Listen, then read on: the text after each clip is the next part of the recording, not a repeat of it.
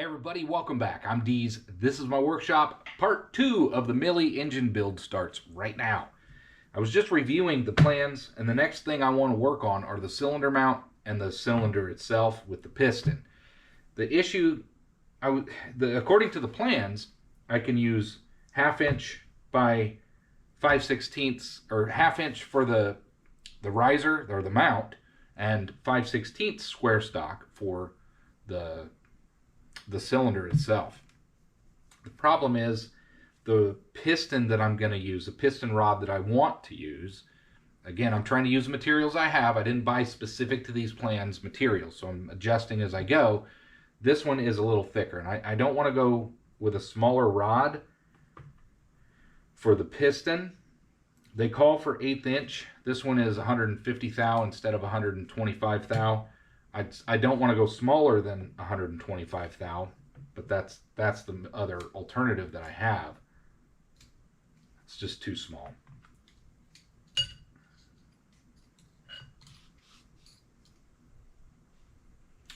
I guess I could go 120 thou. I have enough of that material. But regardless, the piston, I think I'd like to try to use a bigger piston. So what I might do, I may mock this up again and see if I can actually use the 120 thou rod. I don't think it'll work. Here's the problem. I would need to turn down my crank disc, and I already told you in the last video I made it a little thicker than I needed to. I don't really want to mess with it. It's actually all pretty good, and there's no reason I can't use the 625 thou square stock that I have for both the mount and the cylinder itself. And I think for this particular build, that's what I'm going to do. Future builds, I'd like to try to use smaller stock and get away with using some of this other brass that I have and maybe get them to work that way. Before I make a final decision though, I'm going to keep evaluating this and decide, maybe I can use this smaller rod and get away with using that 5/16 square stock that I have. It would be nice to use different sizes. I don't think the cylinder needs to be as big as the mount. And then that will give me some potential for making future engines with some of the material I have without buying more stock. Let me continue to think about this, and then we'll get on with making the next part 2 of the Millie engine build. Well, I decided that I'm going to fire from the hip on this project. I'm going to modify it up with the materials that I have, and I decided that the valve plate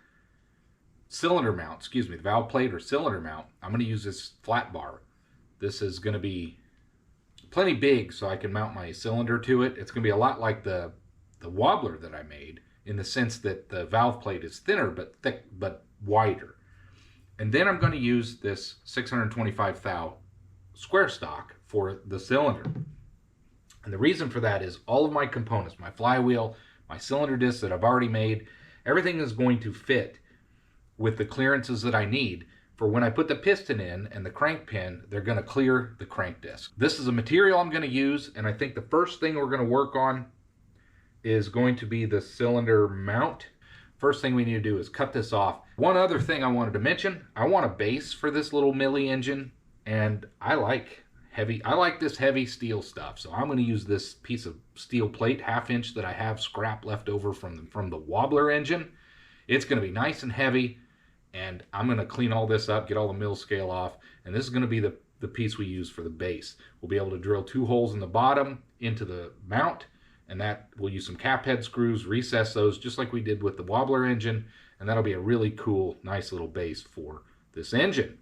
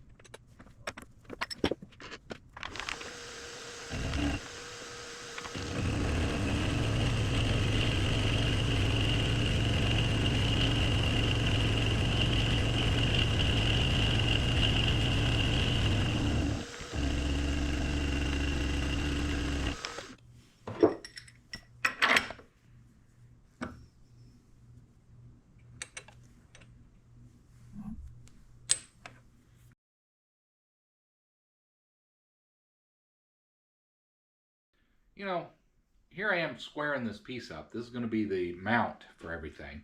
I decided, you know, I might as well grab my base. I might as well square that thing up too. But if I'm squaring everything up, I might as well make the cylinder as well. So I'm going to cut a chunk off that's going to be the cylinder. And as we use this end mill and we just get everything squared away, I'm just going to get all of those components cleaned up, squared up, using the face mill, the end mill, and all the different tools that I have. That way we have a good starting point for each of those before we start getting into the hole drilling and all those other operations for this little milli engine.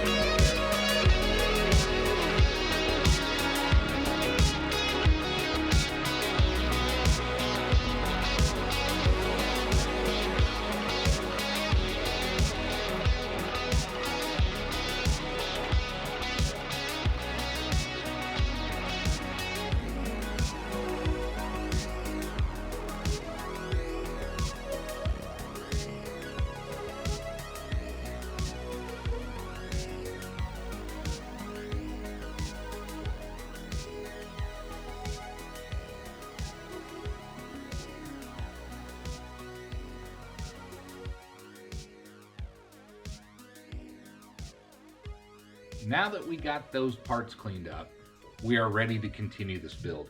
We have our base plate. I wanted to get this cleaned up, get all the mill scale and everything off of this, and just have a really nice base plate to start with that was clean and didn't have all that scale and differentiation in surfaces. So that's ready to go. We have our cylinder mount or valve plate ready to go. It's also cleaned up. I got that milled off, squared up. That's ready to go. And then finally, our cylinder. We have our cylinder cleaned off. All the surfaces are milled and ready to go. So we need to decide what we want to work on next. And I think it's going to be the cylinder mount. That's going to be this piece here. The first thing that I want to do is drill on either side of this and come in with our intake and exhaust for the air that's going to be coming in and powering this thing.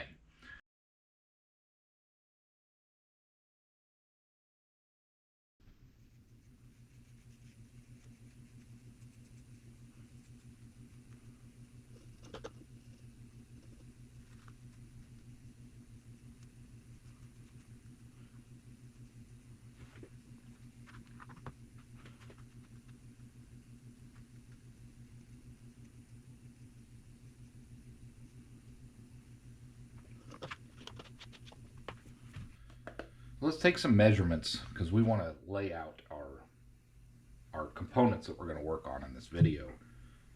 Now that we have them squared up and ready to go, I got them blued, and we need to mark out what we're going to use.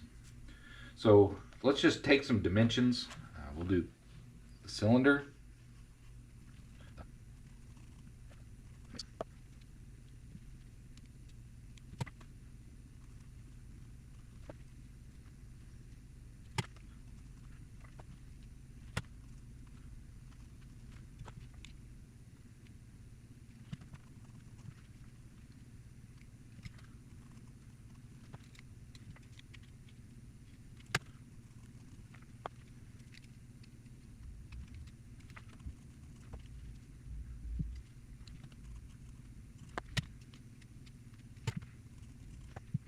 Well, we have our measurements done.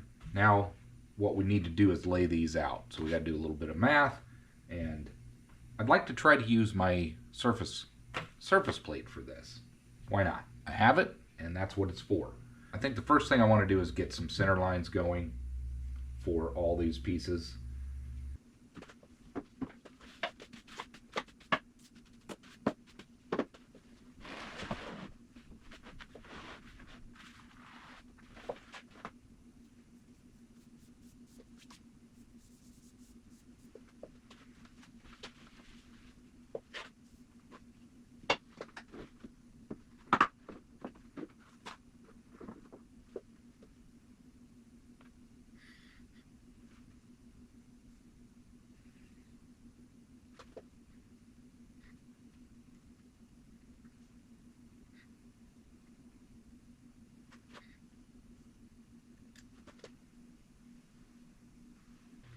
Well, you can see we've got this height gauge. A shorter one would probably be more practical for anything that I'm doing. But this is what I got. And I just wanted to check how accurate it is. And it is, it's pretty accurate. So we have this all the way down to the bottom to the base, and it's reading 0. So we're spot on there. I think the first thing we're going to do is work with our base, because that's not as critical as anything else, but we do want to scribe a center line on that and make sure that we can drill our holes in the center as close as possible. 187 wide, so I need 935 thou.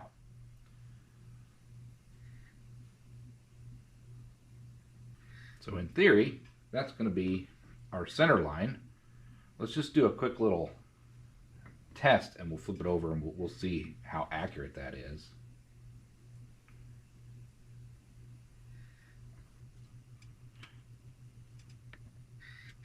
In theory, that line should be the same.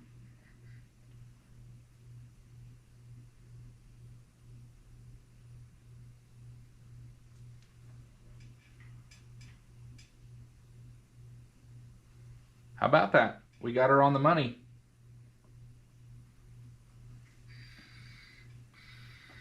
So we have this dialed in to 935 thou. Let's scribe our center line. We'll also flip it over and we'll rescribe it just to make sure that we do have it on the center.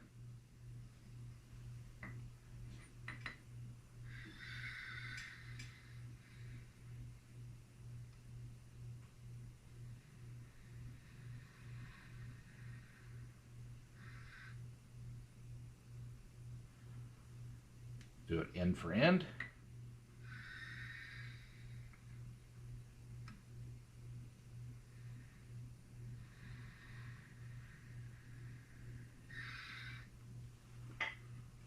And that looks really good. Surprised I got that dialed in so well on the first shot. Very nice. And if you guys all know this, but you know these are hardened tips meant for this exact thing that we're doing here. Now this one is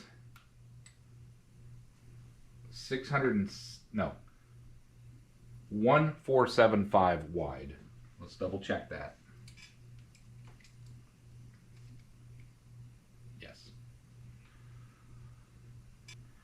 737. So we need to bring this down. That's what we need.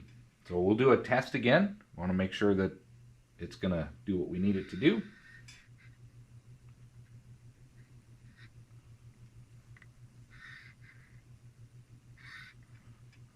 And again, that dialed in really nicely.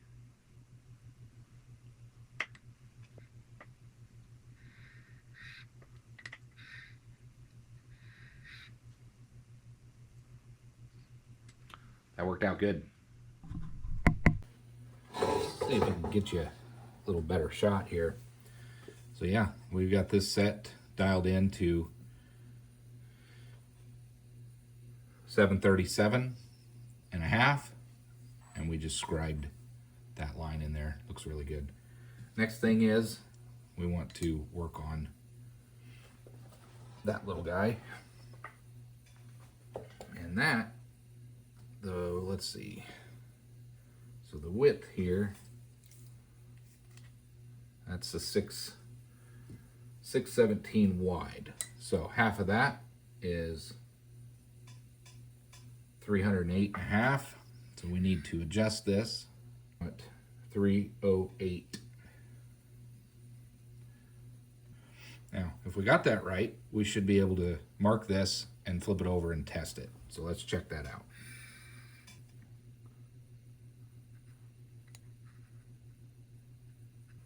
And you can see that is indeed our center line. So let's go ahead and mark that across.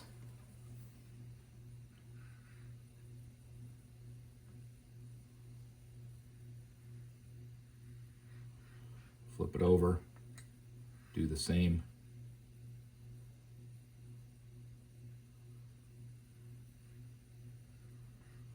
Now I have a center line. I don't know if I need the center line on the bottom, but since it's already there, I'm going to go ahead and mark that as well, just in case I need it.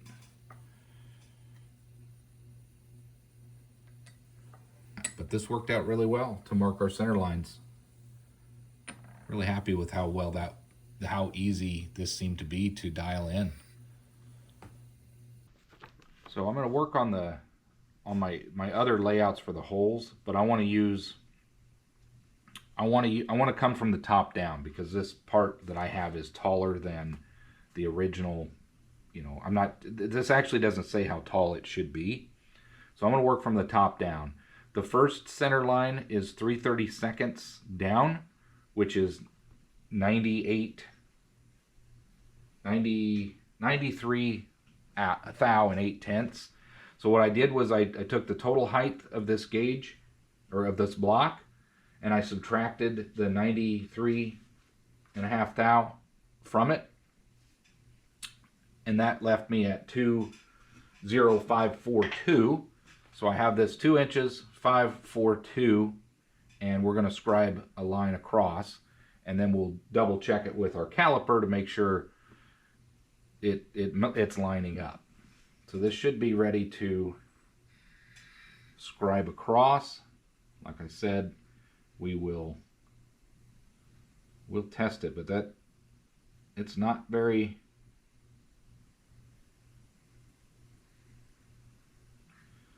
I don't know how I'm going to drill a hole in those. That's tiny. 16th inch holes where this valve will be moving back and forth.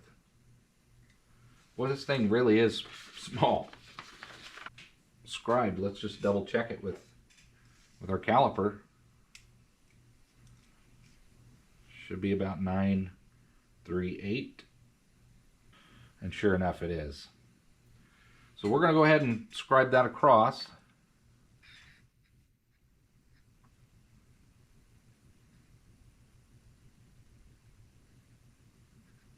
I think that'll do, because we're only coming across either side. So another 3/32 across. Boy, this is, I don't know if this will work or not. I guess I said that with the other wobbler engine, but boy, these are real tight tolerances. So there's that, and then we need to come down 3/16 additionally. So what I'm going to do is some math that you will find very boring, and then I'm going to get those other holes marked where I'm going to be drilling, and then we'll go from there. Well, I did the math, and well, these holes are pretty close together, but I guess this is a miniature engine, so I'm going to go with it because that's what the plans are calling for. So what I did, we came down from the top 3/32. That's hardly anything. 93, 94 thou, very small. So there's going to be some tiny holes drilled in here. 1/16 of an inch, those are 600 or 62 thou holes. So they're going to be really close to the top, but again, this is going to be intake and exhaust. The next hole is the pivot. The pivot is 281 thou and 2/10 down from the top. And so what I did was the math. I took the total height and I just simply subtracted 282, and that's where this line is. And now we are going to do our next hole, which is 9/16 from this hole. And that puts us, that's going to be the crank, for the crankshaft. And that hole is going to be 843 thou and 7/10 down from the top. And if we do the math again, if we take the 2.148 total height and we subtract these two heights plus 9/16, we come up with 8437. And the total height from the bottom, now that this is where the math's coming in, we need to bring this to 13043. So here's our 1 inch. And if we line it up, there's 1.3, and now we need 0.43. So we bring this up to 40. There's 1.304. And we can dial it in with this here. 1.304. 1.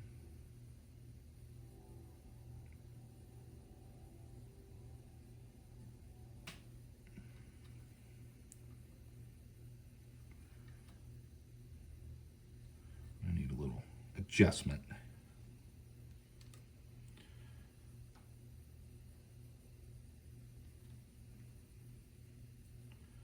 All right, let's get back here. There's 1.304.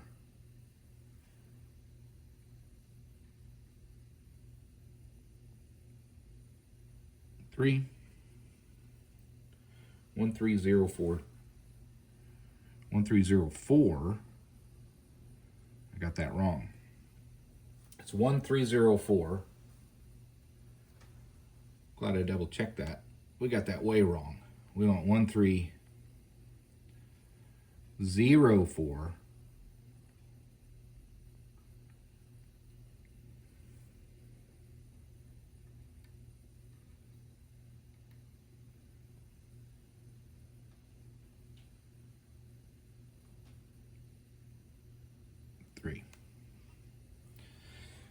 And that is where we want that. 1.3043. Close enough. And that should be where the crank goes. So this will need to clear this hole. So let's just put a little mark there and see how it's looking.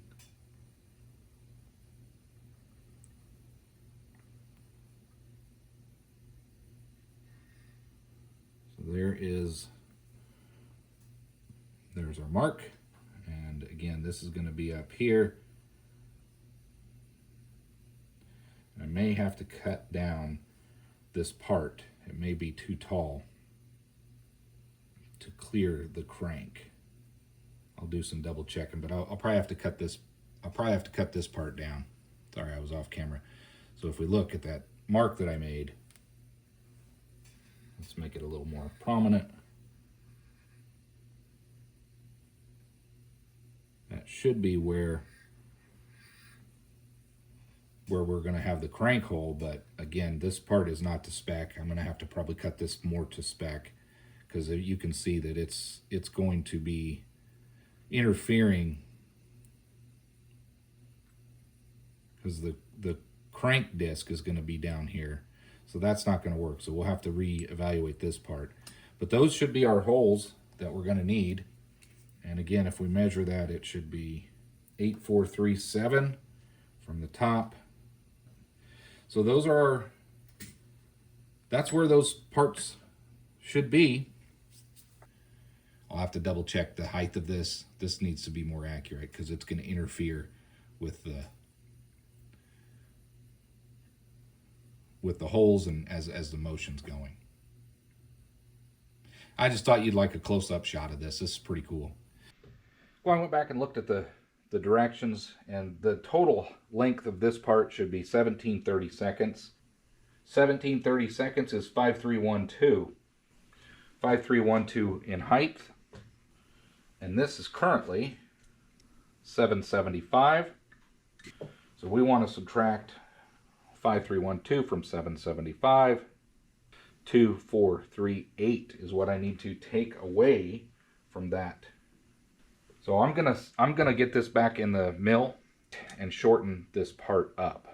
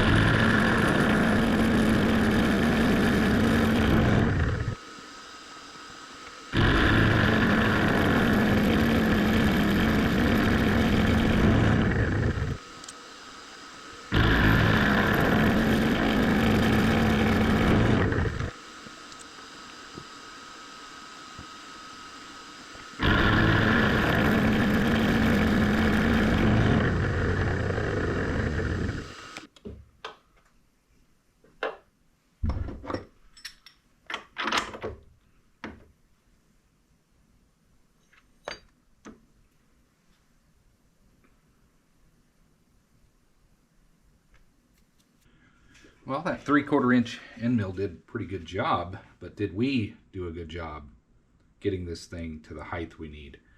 Like I said, we want 1730 seconds. 1730 seconds is 5312. And we are at 530, so we're about a thou off, a little over a thou off. 530. So that's better. So now we have that ready to go. Boy, these are small parts. I didn't realize just how small these were. But now if we think about where that's going to be, it's going to be right in here. And the motion is just to move this back and forth. Again, if you saw this they had a picture next to a quarter. I guess all this makes sense. These things are tiny. The picture doesn't. It kind of makes it look bigger, but it's really not. So I think we're on the right track now. This is gonna it's just gonna be really small increments and really small holes, and we'll have to just figure it all out. But yeah, that's gonna wobble back and forth like that. So we got to make sure we get these holes right where they're supposed to be. But this is now going to give us enough clearance for the piston. When we get to that, the piston is actually 11/16 in length, and that is a little over ½ an inch. So the piston everything is just super small. But now this is the proper height. We can get on to laying this one out.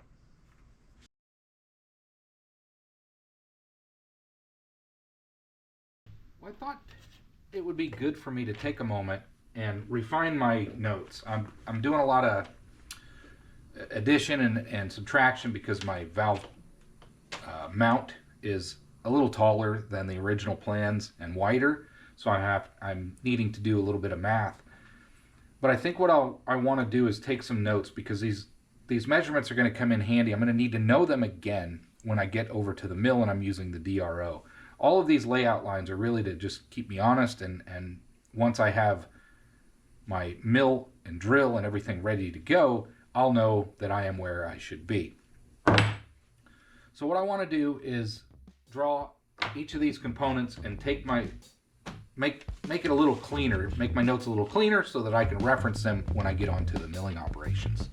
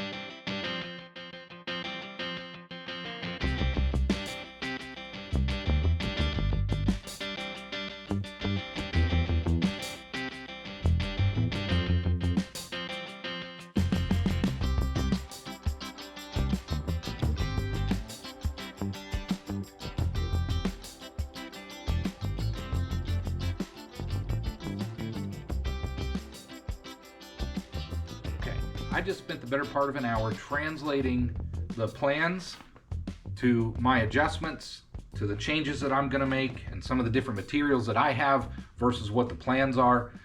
And I think what I've got down, I've got it wrapped in my head, and I think I know what I'm going to do. I decided to translate it into some meaningful drawings and dimensions that I can reference as I'm working on these parts. What I didn't want to do was just go over there. This is kind of what I did with the last one, the wobbler. I just started the parts, and then I get to looking at it, I'm like, oh, this isn't going to quite work. And I had to do some math while things were set up. So I wanted to sit down, knowing what I've learned from before, draw everything out as best I can, all the dimensions I'm going to need while I'm over at the mill, and that way when I start working on things, I can focus on the work and just quickly reference my drawing. Now I've drawn everything up with the changes, like I said, because I'm going to do some drilling and tapping and try to make my own air inlets. And I'm going to shoot for the smaller. This thing's small. It's once you start cutting out your pieces, like this is the valve. The piston goes in that thing. It's tiny. So this is a miniature engine. I'll be surprised if this thing works. I always doubt myself, but we'll see what happens. But I have my cylinder mount drawn out and all the dimensions that I need for that, because I've got a lot of holes to drill and tap and things like that to get all that the way I want it. I've got my cylinder drawn. I even did a little 3D drawing to keep my head wrapped around where the piston's going to go versus the blind hole and then the through hole into the piston. I've got my base plate drawn out and intake and air exhaust barbs that I want to put on either side. I'm going to make those out of some brass. Going to be some pretty small holes, but we'll see what happens. We'll see how well that goes. I'm going to start out on the small side. I can always drill a hole larger, but I can't drill it smaller. But that's what we're going to do. I think I've got everything ready to go. I'm going to go ahead and do a little bit more layout. I don't think you need to see more of that with the surface plate, but this is actually pretty cool. These witness marks and everything that I'm drawing out, they're really about keeping me honest. Once I get it in the mill and I start using the DRO to get everything where I need it to be, I'm going to be able to quickly see, okay, that's where that hole needs to go.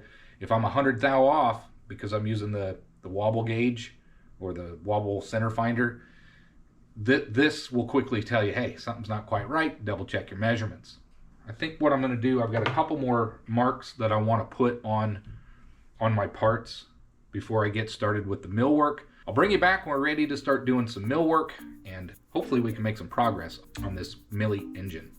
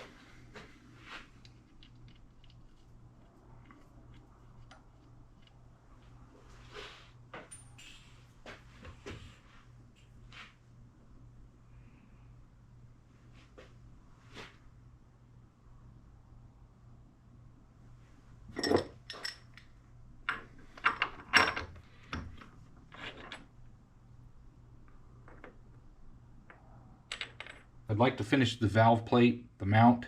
Now I do need to still drill my through hole into my intake and exhaust, and then we'll test it. We'll blow some air in there. But I just wanted to make sure I didn't drill through the two, because I need these to be separate.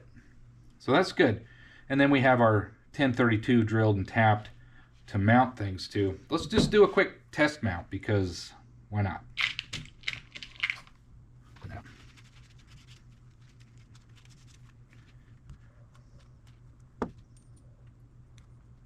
See if it line up.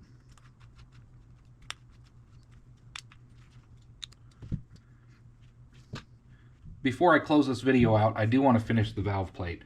That means we need to do our crankshaft hole, our pivot hole, and then our two intake and exhaust holes. Now these will not be through holes on the top. The other two will be through holes. But I can do all this in one setup on the mill. We just need to lay this in there, get our edge finding. I've already done the math, and we're ready to go. We don't want to mess this up. We've kind of come a long way. I did have a little witness mark there, but that'll all be covered up from the crank disc. But I want to focus here. We want to get our intake and exhaust holes drilled and into that bore, hopefully. 93 thou, that's center line. And then we need to come over 62.5 thou either direction.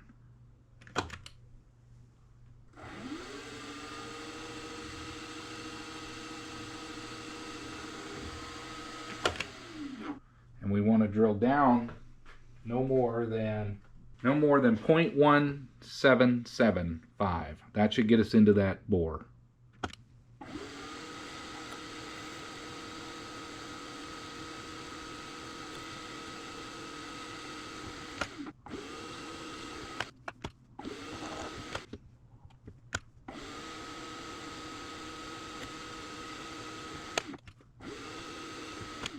All right, I think we got that. Let's move down to the pivot.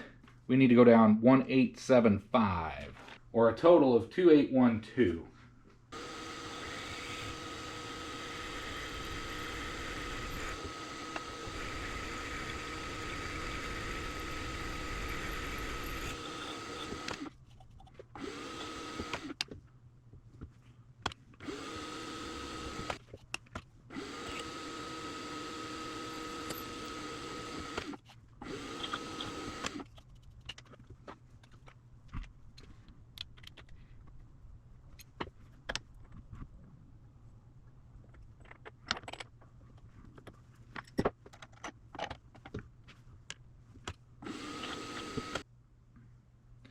I know I'm not supposed to use an end mill in a drill chuck, but I am.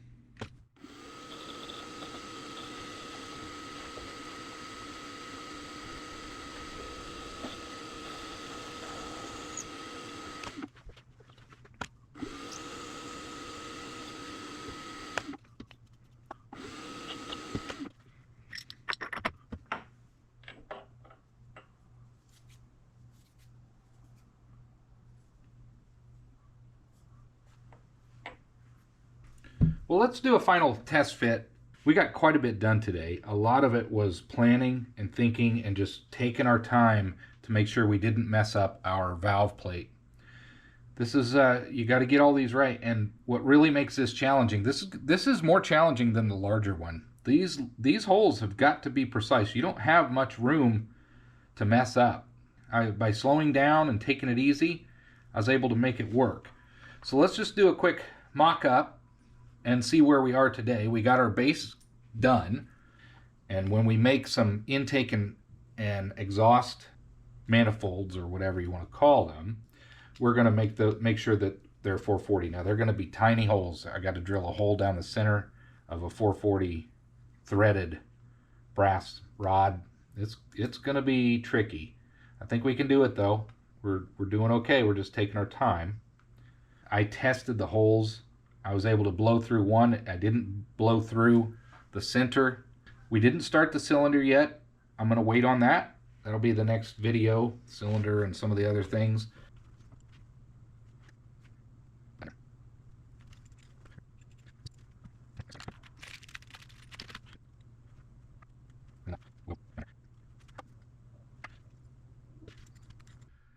Well, we're going to close part 2 video out here. We got quite a bit done. A lot of it was in planning and prep work. We wanted to prep our base and our cylinder and the stand, the mount, and we wanted to get those cleaned up, so a lot of time was spent with that. And then before I started drilling holes into the mount plate and the base, I really wanted to stop and think and draw up my version of this millie, because I had to make some changes based off of the materials that I have, some of the changes with the crank and things like that I'm going to be using. So I wanted to make sure I wasn't going to just go strictly by the plans, because some of those measurements weren't going to work out, some of the drills or the reamers or whatever I was going to use. But there is a quick mock-up of kind of what this thing will look like. There's a flywheel on the back. There's our crank disc on the front. We have our crankshaft that will eventually be cut down and to size. Cylinder is going to go here, and I don't know if you can see it, that'll wobble back and forth. There'll be a piston in there, and everything looks like it's going to be clearing. So we still need to finish making our cylinder. We need to make the piston. We need to cut our crank to disc. We got to get our pin put in. We need to create our intake and exhaust. We got a few more things to do. We got to get our spring to make sure that this seats in there good to keep the cylinder where it needs to be. So we still got quite a bit of work to do, but we made a lot of progress. With that, we're going to close out part 2 of the millie engine build. If you haven't subscribed, please do. It really helps out the channel. Thanks for watching, everybody, and I hope to see you on the next one.